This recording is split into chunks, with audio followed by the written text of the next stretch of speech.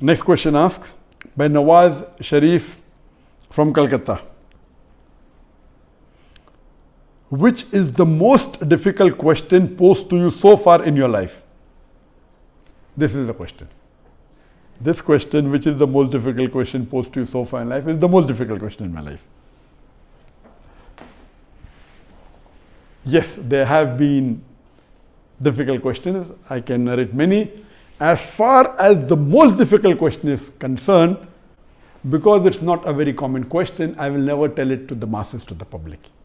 Because such questions are so difficult, so attacking, and if it's not common, why should I make it public? Alhamdulillah, I have the answer, and Allah helped me. It's through Allah's help I got the answer. This I only discuss with the scholars and the fuqahas. And I asked them, what is the answer? And I've asked this to maybe 50 or 100 people who are scholars and people of knowledge.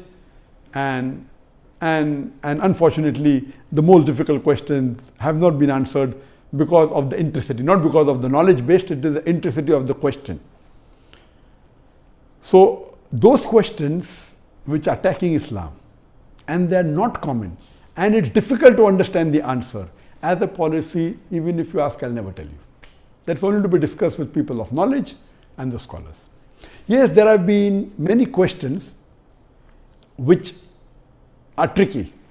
Many questions which may require logical answer, has nothing to do with Islamic knowledge.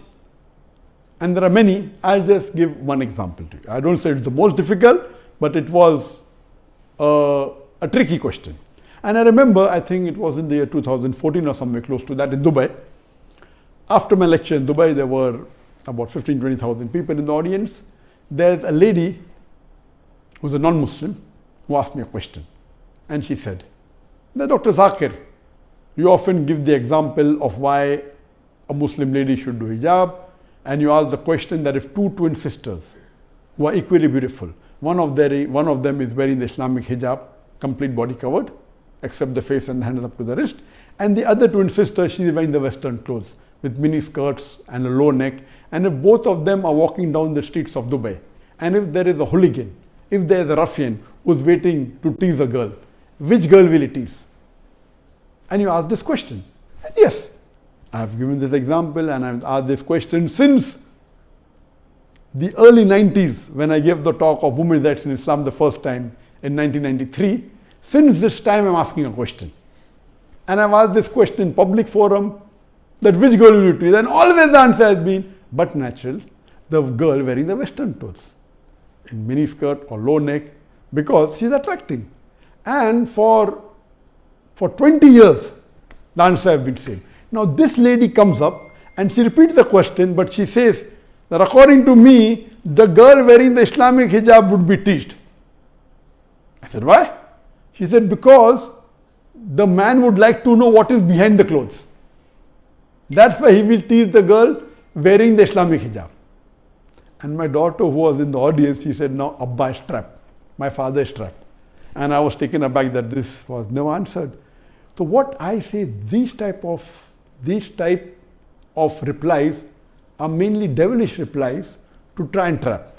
But Alhamdulillah, in such situation, Allah is the one who always helps. I got up and I said, okay, sister has asked a very good question, and I continued the question. And I said, though I disagree. So this was a question asked, now hear my answer. I said, I disagree with your answer.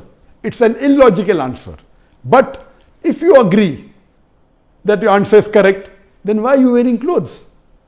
If you don't want people to be clothed, you should take off your clothes.